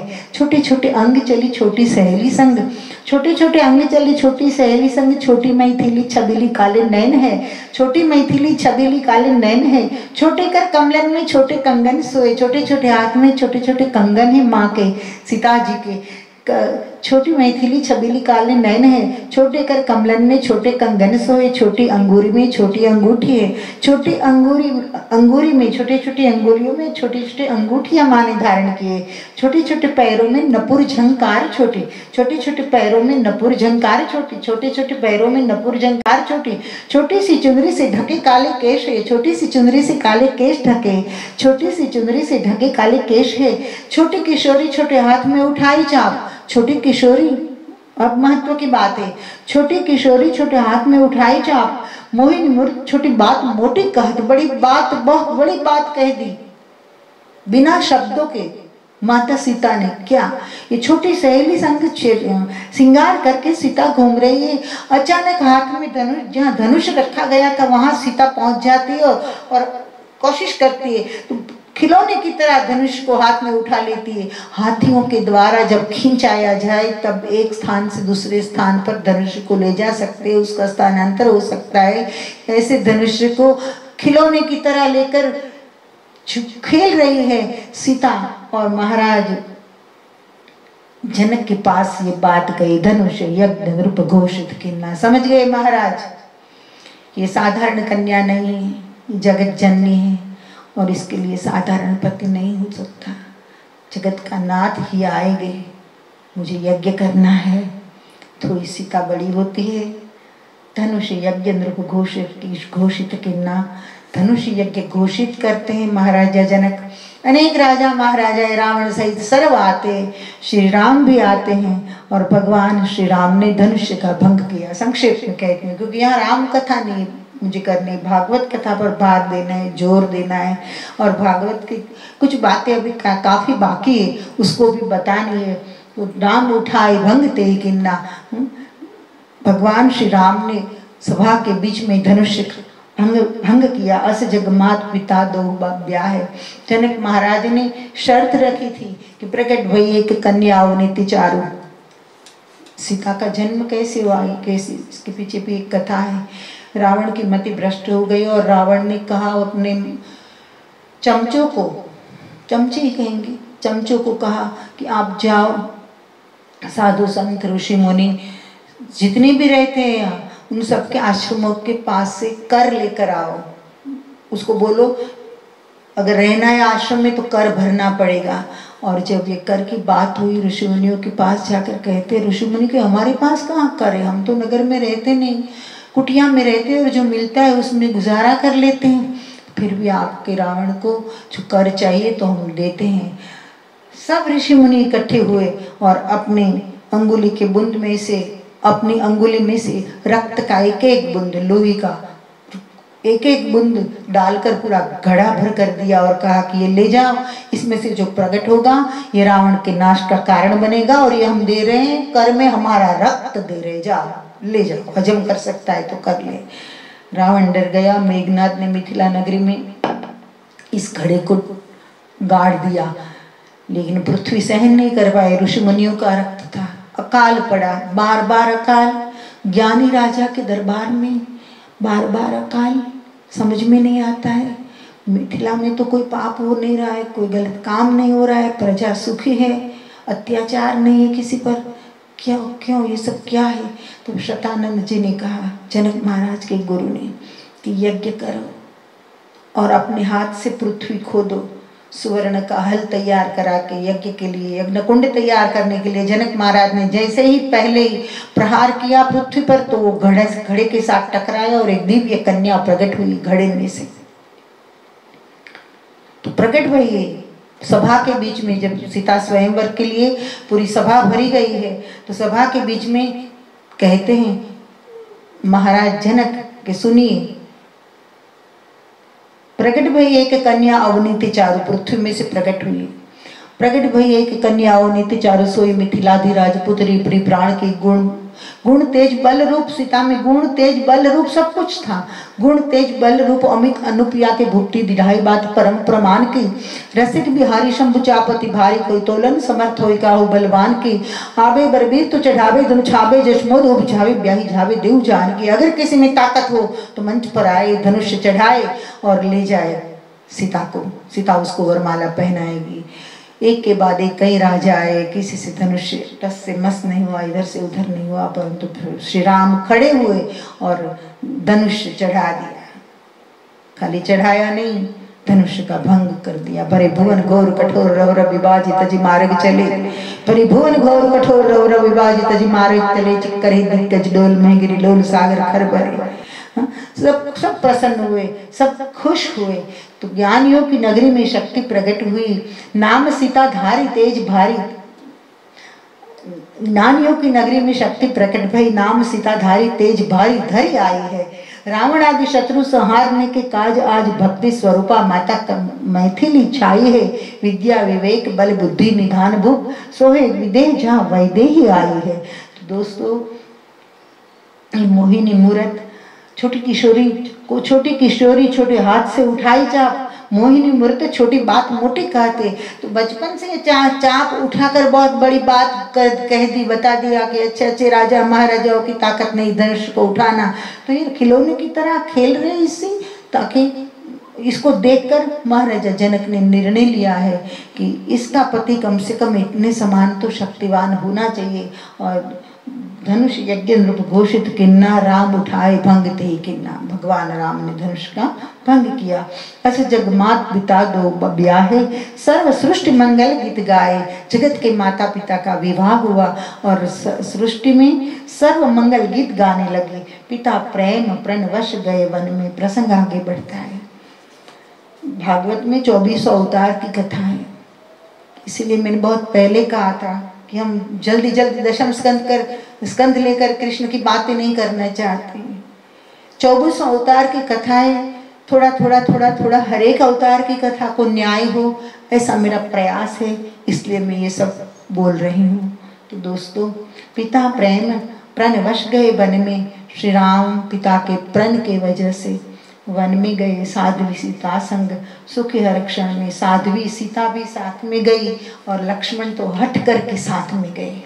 त्रिकुट पर्वत पर एक बार श्री राम विराजित है। कामद के श्रृंग के विराजे रघुनाथ। कैसे? कामद के श्रृंग पे, कामद गिरी के शिखर, श्रृंग यानी शिखर, कामदगिरी पर्वत के शिखर पर भगवान राम कैसे विराजित है? मानो ऐरावत पे सूर्यराज सोहत है। ऐरावत सफेद हाथी के ऊपर मान लो इंद्र बैठे हैं। द्रुम बेली पर्ण पुष्प पल्लव पसार बैठे। भगवान सीताराम की सेवा में द्रुम यानी वृक्ष, बेलियां, पुष्प और पर्ण पल्लव पसार के बैठे हैं, उसे कोई कष्ट न हो इसलिए। जैसे रंभ मेनका मोहिनी लुभावत है। माहौल तो लगता है कि मेनका मोहिनी और रंभा भी मोहित हो रही है उस माहौल में। शची सम मात सीता देखी श्री राम जी को। इंद्राणी के समान माता सीता देखी श्री राम जी को। मन ही मन आपन के भाग्य को सराहत है। मन ही मन खुद के भाग्य को सराहती है। शेष रूपी लखनलाल सेवा की छाई धरी। शेष रूप लखनलाल सेवा की छाई धरी। शेष नारायण मानो हजारों फन से सेवा की छाया धर के राम के ऊपर। शेष रूप लखन ने सेवा की छाई धरी। धन्य धन्य धन्य अवतार निज मानत है। शेष नारायण अपने लक्ष्मण अवतार को धन्य समझते हैं। दुष्ट दशानन जान के हर्यों। प्रसंग आगे बढ़ता है। भगवान श्री राम दंडक वन में आते हैं और वहाँ दुष्ट दशानन जानकी हर्यों। दुष्ट राक्षस रावण जानकी का अपहरण कर जाता है। तेई खोजत प्रभु वन वन फिर हूँ। उसे खोजते हुए प्रभु वन वन में घूमते फिरते। ऋषि मुनि पशु पंछी से पूछे। ऋषि मुनि पशु पंछी जो मिले उसे पूछते हैं, सीता कहो कहाँ मुझे मिली? मेरी सीता मुझे कहाँ मिलेगी? आप कोई बता सकते हो? अस कही राम नयन भरी बारी। साधारण मनुष्य की बात राम रोने लगते, मनुष्य चरित्र कर रहे हैं। अस कही राम नयन भरे बारी। कहते वर्णन ते को का अपारी। ऋषि मुनि उसका अपार वर्णन किया है। विस्तार में तो मैं नहीं जाऊंगी, लेकिन एक दो कवित है। ये की हुलासी पूछते हैं वानर और अन्य पशु पंछी कि यहाँ तो आए दिन अनेक नारियों का अपहरण होता रहता है, उनमें से आपकी सीता कौन है? हमको क्या पता? आप कुछ वर्णन करके बताइए तो पता चले कि ऐसी कोई नारी को हमने देखी हो तो आपको हम बताएं। तब श्री राम कहते कि ये की हुलासी, ये की हुलासी बनी वेश में उदासी। देखने में उदासीन है।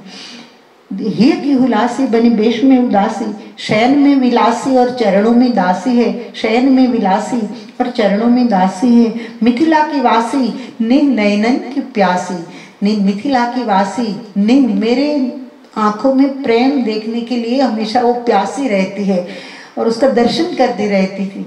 मिथिला की वासी ने नयनन की प्यासी, अवध की सभा में सिंहासन की निवासी है, अवध की सभा में सिंहासन की निवासी है। बोल की बिनासी, मीठी बीन बज रही हो ऐसी मिठास है उसकी वाणी में।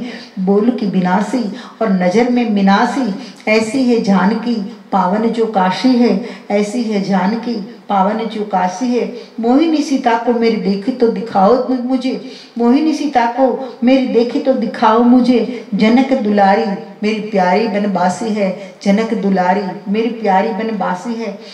आपने ऐसी देखी हो मोहिनी सीता को तो आप बताओ, जनक दुलारी आज बनवासी है। कंचन सी देह वाली, कंचन सुवर्ण चमकता हो ऐसा उसका स्वरूप चमकता है, तेजस्वी है, औरा उसके चेहरे की अद्भुत है, प्रतिभावान है। कंचन सी देह वाली, केसर सी महक वाली, नैनन में नूर वाली, प्रेम की ये प्याली है। मन की है मीत वाली, तन की है गीत वाली, रूप की है रंग वाली, मेरी मत वाली है। हंसिनी सी चाल वाली, हंसिनी सी चाल वाली, हंसिनी सी चाल वाली, काले से केश वाली, चंद्र को लजाने वाली, चंद्र को लजाने वाली, गोरे गाल वाली है। मोहिनी सीता को मेरी देखी तो बताओ, मोहिनी सीता को मेरी देखी तो दिखाओ मुझे। पातिव्रत्य प्रण वाली जनक की बाली है, पातिव्रत्य प्रण वाली जनक की बाली है। कोटि सुरेश को रूप लजावत, नित्य सखी संग नाचते। करोड़ों इंद्र भी जहाँ निस्तेज लगते हैं, ऐसी तेजस्वी मेरी सीता है। कोटि सुरेश को सुख लजावत, कोटि सुरेश को सुख लजावत, नित्य सखी संग नाचत है। कोटि दिनेश को तेज लजावत, कोटि दिनेश को तेज लजावत, गीत मनोहर गावत है। कोटि महेश को चंद्र लजावत, कोटि महेश को चंद्र लजावत, मोहिनी मूरत सोहत है। ऐसी प्रिया मेरी जानकी है, मुझे कोई यहाँ कोई कहाँ ये मिलावत है। ऐसी प्रिया मेरी जानकी है, मुझे कोई कहाँ ये मिलावत है। जगत नारी कछु बोध को लेहु, जगत नारी कछु बोध को लेहु। मुझे ये कहना है कि इस प्रसंग से जगत की नारियां कुछ बोध लेंगे। घर में तो सब हाँ हाँ हाँ हाँ करते, लेकिन पति जब बाहर जाता है तब क्या बातें करता है पत्नी की, अरे भाई तंग आ गया हूँ मैं तो अब कुछ कर भी नहीं सकता, क्या करे इसका, बड़ी गलती कर दी, विवाह करके बड़ी गलती कर दी, ऐसा ही बोलते हैं। जनरल ये देखा है। जगत नारी कछु बोध को लेहु, सीता सम पति को सुख देहु। पुनि पर्यूषण गिरिव्रत लिन्हा, अष्टम दिन अम्बावर दिन्हा। सीता की खोज करते करते करते भगवान श्री राम और लक्ष्मण पर्यूषण पर्वत पर आते हैं। वहाँ हनुमान जी के द्वारा सुग्रीव की मैत्री होती है, तो संगठन धीरे धीरे आगे बढ़ रहा है। सीता केवल राम की पत्नी है और राम अपनी पत्नी के लिए युद्ध करने गए, ऐसा अर्थघटन करे तो भी कुछ गलत नहीं है, लेकिन मैं कहती हूँ कि विशाल अर्थ में अर्थघटन करना। सीता पूरी हमारी राष्ट्र आर्यावर्त की राष्ट्रीय संस्कृति का प्रतीक है और अनेक आर्यावर्त की नारियों का राक्षसों के द्वारा शोषण हो रहा था। सीता अब निमित्त बनी है तो राम को हुआ है कि धरती का भार हल्का होना चाहिए और आर्य नारी का गौरव बढ़ना चाहिए। उसको दिखा देते हैं कि आर्यावर्त के राजाओं में कितनी ताकत है। आगे बढ़ते हैं दोस्तों। पुनि पर्यूषण गिरिव्रत आए। पर्यूषण पर्वत पर हनुमान जी मिलते हैं, सुग्रीव मिलते हैं, दोस्ती होती है सुग्रीव की। पर्यूषण पर्वत पर सुग्रीव वचन देते हैं कि मैं आपकी सहायता करूंगा। राम बाली का वध करते हैं। उसमें भी यही था, बात यही है, केंद्र में नारी ही है। सुग्रीव की पत्नी को जबरदस्ती वाली ने घर में रख ली है, इसलिए भगवान राम वाले को मारते हैं। छोड़िए, आगे बढ़ते हैं दोस्तों। पर्यूषण पर्वत पर आषाढ़ महीना है और आषाढ़ मास में भगवान श्री राम चंडिका की मूर्ति बनाकर नवरात्रि व्रत शुरू करते हैं। आषाढ़ के पहले दिन से नवरात्र व्रत शुरू करते हैं। अष्टम दिन अम्बावर दिन, 8 दिन तक अन्न और पानी सब छोड़ दिया है। ओम ऐं क्रीं चामुंडाय विच्चे, ओम ऐं ह्रीं क्लीं चामुंडाय विच्चे, ओम ऐं ह्रीं क्लीं चामुंडाय विच्चे, ओम ऐं क्रीं, ओम ऐं क्रीं ह्रीं चामुंडाय विच्चे, चामुंडाय विच्चे, चामुंडाय विच्चे। चामुंडा का स्मरण करते हैं बीज मंत्र के साथ। और दोस्तों, प्रसन्न हो गई जगदम्बा। अष्टम दिन रात्रि का समय था। मध्य रात्रि में भगवती प्रगटी, सिंहासन करुणामय मूर्ति, सिंहासन पे बैठी है, करुणामय मूर्ति है। मध्य रात्रि में भगवती प्रकट होती है और कहते हैं कि हे राम, मेघ गंभीरा वचन कहिता, मेघ जैसा गंभीर वचनों के साथ रघुवीर वर मांगो तब हिता। हे रघुवीर, मैं प्रसन्न हूँ, वरदान मांगो, जो आप मांगेंगे मैं देने के लिए तैयार हूँ। तो भगवान कहते हैं कि माँ क्या कहूँ मैं, सीता सम अनेक सन्नारी, सीता की जैसी अनेक सन्नारियों को उसने कैद करके रखा है। अत्याचार बहुत बढ़ रहा है। जो सोचो तो सही कि अयोध्या जिसके साथ युद्ध करना दुरूह है, ऐसी अयोध्या और सर्वश्रेष्ठ रघुवंश सूर्यवंश में, उस रघुवंश के परिवार की नारी पर जो हाथ डाल सकता है तो और नारियों की क्या स्थिति होगी। माता, माँ, आपके पति सदाशिव महादेव रावण के साथ है, मुझे पता है। रावण यज्ञ कर रहा था, एक बार तो एक कमल छिपा दिया, तो एक कमल कम पड़ा, तो शिरः पद्म श्रेणी रचित चरणाम बोरुह बले। महिम्न स्तोत्र में लिखा है कि शिरः पद्म श्रेणी, कमल की जगह भगवान तूने तो मुझे 10 सर दिए हैं, तो अपना सर काट काट के रावण चढ़ाने लगा। शिरों को काट कर अपना किया। जब होम रावण ने दिया सबराज दुनिया का, दिलावर हो तो ऐसा हो, दिया सबराज दुनिया का, पूरी दुनिया का राज दे दिया, इतनी दिलावरी कर दी। रावण, अब तुझे मेरी सेवा करने के लिए आने की जरूरत नहीं है कैलाश पर। तू जो बोल दे तेरा टाइम क्या है, तेरे समय होगा, उस समय पर मैं हाजिर हो जाऊंगा मेरी पूजा करवाने के लिए। इसे कहते हैं भोलानाथ। कमजोर कड़ी भी भोलापन और शक्ति भी भोलापन सदाशिव की। खैर दोस्तों, श्री राम कहते हैं कि रावण के पास तो 10-10 मस्तक थे, तो उसने मस्तक काट कर आपके पति को चढ़ाया। माँ, मेरे पास तो एक ही सर है, मुझमें भी साहस है उसे चढ़ा देने का, लेकिन इस सर में चढ़ाऊंगा तो फिर रावण का वध कौन करेगा। लेकिन हाँ, मेरी माँ बचपन से मुझे कमल नयन कहा करती है।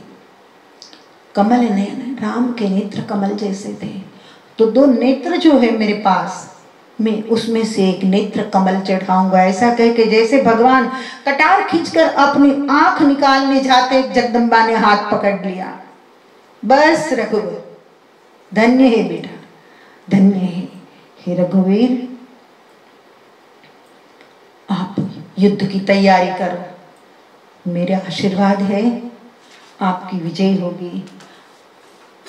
राम कहते, माँ मुझे शक्ति संपन्न कीजिए, सत्य स्थापि अघ से उद्धर हूँ, सत्य की स्थापना करो और पाप से उद्धार करो पृथ्वी का, कृपा कीजिए। महाबाहो मम वचना, युद्ध करो दृढ़ मन से अपना। जगदम्बा ने कहा, हे महाबाहो, मेरा वचन है आपकी विजय होगी, युद्ध करो।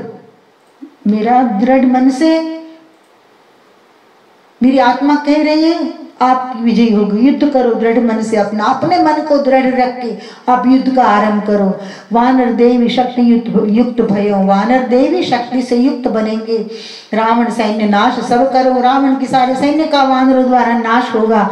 बनहु गर्वगंजन तुम रामा, लक्ष्मण संग भजहु सुखधामा, लक्ष्मण संग लड़हु सुख धामा। बनो गर्वगंजन, आप गर्वगंजन हो, आपको गर्वगंजन बनकर साबित कर रहे हैं कि भगवान अभिमान को खाता है। आदमी का अभिमान बढ़ जाता है ना, तो भगवान उसके गर्व को खा जाते हैं। लक्ष्मण संग लड़हु सुख धामा, लक्ष्मण के संग दोनों लड़ो। राम, आप दोनों भाई युद्ध करो रावण के सामने वानरों की सेना के सहित। राम की अखिल जगत भई कीर्ति, रावण वध करी लंका जीती।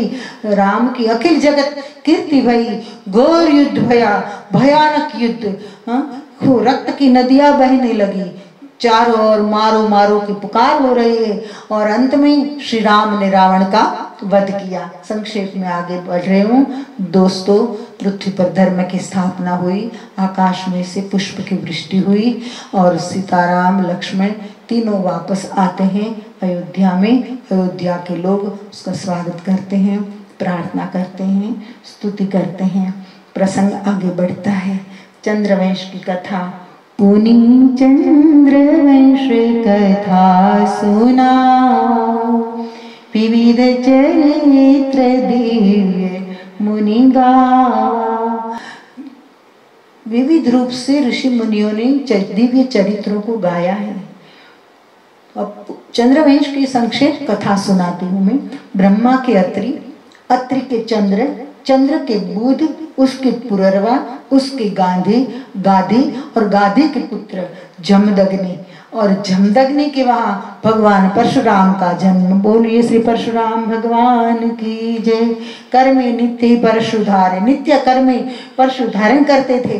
पितृ आज्ञा पालक थे, पितृ भक्त महात्यागी तपस्वी, शिव शिष्य, शिव का शिष्य, शक्ति भक्त तेजस्वी, और शक्ति के परम भक्त परम तेजस्वी, श्रेष्ठ विप्र महामनस्वी, श्रेष्ठ ब्राह्मण महामनस्वी, क्षत्रिय शिक्षा दी ओजस्वी। इस ओजस्वी ब्राह्मण ने उद्दंड क्षत्रियों को, बहन बेटी जहाँ सलामत नहीं थी और जो बहन बेटियों को परेशान करते थे, ऐसे क्षत्रियों को, शराब और सुंदरी में मस्त रहने वाले क्षत्रियों का संहार किया। 21 बार पृथ्वी नक्षत्री की, 21 बार पृथ्वी में घूमे, और ऐसे दुष्ट क्षत्रिय, सबको नहीं मारे हैं, ध्यान रखना, केवल दुष्ट क्षत्रिय थे, उसे दंड दिया। सरस्वती मंत्र शुक्र से पाया, शुक्राचार्य महाराज से सरस्वती मंत्र उसने प्राप्त किया। अधम ध्रुव का शीश उड़ाया, अधम राजाओं के शीश उड़ाए। रघुवंश में राम पधारे, और फिर जब राम का साक्षात्कार हुआ और पता चला कि अब अन्य अवतार पृथ्वी पर आ गए हैं, तब मेरा अवतार कार्य पूर्ण हुआ, ऐसा समझकर वन में तप के लिए चले गए। अब ययाति कथा आती है, संक्षेप में बताती हूँ। नहुष कथा संक्षेप में सुना। नहुष की कथा मैंने पहले संक्षेप में बताई थी। वो इंद्र बना और फिर बोले कि इंद्र की पत्नी मेरी पत्नी बननी चाहिए। तब ब्राह्मणों को कहा कि आप कंधे पर पाल के उठाकर मुझे ले जाओ नहुष वो इंद्र की पत्नी के पास। और ब्राह्मणों को कहा सर्प सर्प। वृद्ध ब्राह्मणों ने, ऋषियों ने शाप दे दिया कि तू अजगर बन जा, तू खुद सर्प बन जा। हमारे कंधे पर बैठकर पाल के उठवाता है बूढ़े ब्राह्मणों के पास, छोड़ो इस बात को। तेईस तो ययाति रूप था दूना। ययाति अत्यंत सुंदर था। प्रसंग आगे बढ़ते हैं। पुत्र ज्येष्ठ पुर यौवन दिन्ना, अंत में सत्य ज्ञान ते लीना। ययाति जब वृद्ध हुआ तब ययाति शाप लगा ययाति को शुक्राचार्य महाराज का, और जब वृद्ध हो गया तो ययाति को मृत्यु पसंद नहीं थी। तो पुत्रों को बोला, सबको एक के बाद एक, कोई रोक देने के लिए तैयार नहीं थे। लेकिन पुत्र ज्येष्ठ पुरु यौवन दिन्ना, पुरु ने कहा ज्येष्ठ पुत्र ने कि मैं मेरा यौवन आपको देने के लिए तैयार हूँ। ऐसा विज्ञान होगा उस समय में, किडनी, हार्ट, लीवर सब ट्रांसप्लांट होते होंगे। तो पुरु अपना यौवन देने के लिए तैयार हुआ। अंत में सत्य ज्ञान ते लीना, लेकिन युवावस्था दोबारा प्राप्त की, और जवान पुत्र को जब वृद्ध होते देखा तब उसको बोध हुआ कि मेरी गलती हो गई। अंत में उसको सत्य ज्ञान प्राप्त हुआ। मोह का फल अति कटु है भाई, मोह का फल अत्यंत कटु होता है। सुर नर नारी मुनि सब ठग जाए, ऋषि मुनि सब ठगे जाते हैं, इसलिए सावधान रहना मोह से। खैर, ता से निज रूप चित्त लगाओ, सदा गरुड़ की वृषभ ध्वज ध्याओ। इसलिए मैं कहती हूँ कि हमेशा निज रूप, निज स्वरूप में चित्त को लगाओ, आत्मरूप में चित्त को लगाओ और गरुड़ ध्वज या वृषभ ध्वज अर्थात विष्णु या शिव जो आपकी श्रद्धा हो उस परमात्मा को आप भज लो और मोह से मुक्त हो जाओ। पुरु के वंश में दुष्यंत भयो, उसके वंश में दुष्यंत राजा हुए। दुष्यंत और शकुंतला में प्रेम भया और कण्व के आश्रम में, और कुछ समय के बाद भरत नाम के पुत्र का जन्म हुआ। भरत के भरद्वाज हुए, उसके महान भक्त रंतिदेव हुए। प्रभु ने तेरी परीक्षा ली ना, भगवान ने स्वयं रंतिदेव की परीक्षा ली। प्रभु प्रसन्न हो गए, भय प्रसन्न पुण्य दर्शन देना। ययाति ज्येष्ठ पुत्र यदु नामा, ययाति के ज्येष्ठ पुत्र का नाम यदु था, तासे यदुवंश रहा नामा, और उस पुत्र के नाम से यदुवंश नाम प्रचलित हुआ। फिर क्या हुआ ये दशम स्कंद में हम सुनेंगे। अभी यहाँ मेरी वाणी को विराम देती हूँ। इति श्री महारेश्वरी देवी जी विरचित श्रीमद् भागवत पुराणे नवम सोपान संपूर्ण। बोलिए श्री कृष्ण कन्हैया लाल की जय।